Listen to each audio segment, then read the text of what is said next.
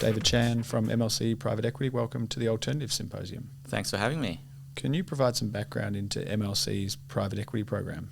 Yeah, MLC has one of the longest serving private equity programs coming out of Australia. We've been running over 25 years and been one of the few that have been global since day one. How important is deal flow for your business, and how have you built on that over the 25 years? Yeah, deal flow is a critical part of what we do in private markets. Most of the transactions we look at tend to be proprietary, and so cultivating those long-term relationships are key. In particular, our consistent deployment of capital, particularly through the GFC, has helped us establish great long-term relationships with most of our general partners. And what's the underlying universe of investments that your strategy will invest into? Yeah, we're global since day one as a program, so most of our portfolio is in US and Europe. We have a significant share in Asia and emerging markets. And across the spectrum, we tend to focus on mid-market buyouts as the key segment of the market where we invest. And is that in other funds or co-investments or a blend?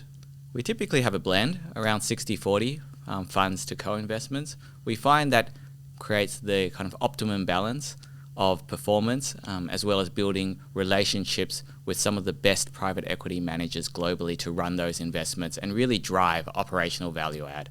And what are some of the advantages of your more diversified approach compared to allocating to, say, a single fund? Yeah, I think it's all about managing risk. We like to think of it as a sleep well at night portfolio where you can allocate for the long term and not have to worry that it's overly concentrated in a single bet like a single technology stock or others. This is a very diversified portfolio across regions, geographies, vintage years, and that will help deliver consistent returns over long periods of time. Can you highlight one of your highest conviction investments at the current time?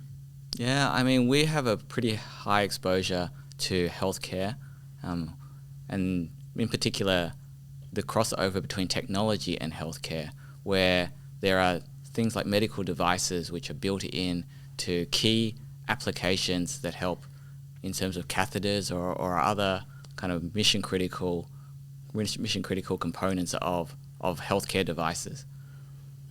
Outside of healthcare, what are the other kind of key sectors you're deploying capital into? Yeah, we're really looking for long-term secular growth tailwinds, so things that have 10, 20-year runways.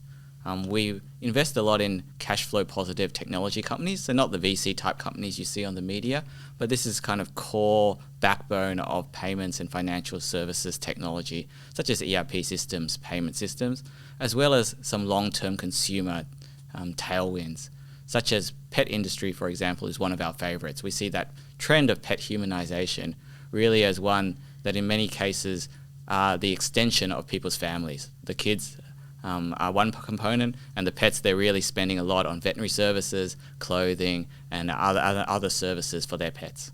There's a lot of talk about valuation in the private markets at the moment. What's your view on that, and how has it changed in the last 12 months? Yeah, valuations have definitely corrected and come down a fair bit in line with public markets. Over the long term, we really see that this is a great time to invest and a great opportunity. Every time there is a significant correction like this in the public markets, we found that if you invest over a 5 to 10 year horizon, some of the best private equity returns tend to be generated in periods like this. And what does a more divergent economic environment mean for opportunities? Yeah, I think private equity has always been one of those asset classes where manager selection is critical. And I think that's only exacerbated in this kind of environment. Having local knowledge, particularly in different geographies such as China, US, Europe, becomes even more critical in this environment to make sure that you're generating as stable returns as possible. Is there a trait that defines or separates the top performing private equity funds consistently? Yeah, I wouldn't say there's a single trait, but what was a key trait we look for is really alignment of interest and operational expertise. So alignment of interest for us is when the GP has their own skin in the game. They've invested a lot of their own net worth into an investment. That's the most sure sign we can follow that they have conviction in this idea. The other one is their operational capabilities. Have they run businesses like this before? I think the markets where you could just use financial leverage and be a financial investor are long gone. In these markets today, you need to be able to really operationally transform a business in order to generate alpha in the long term. David Chan, thank you. Thank you very much.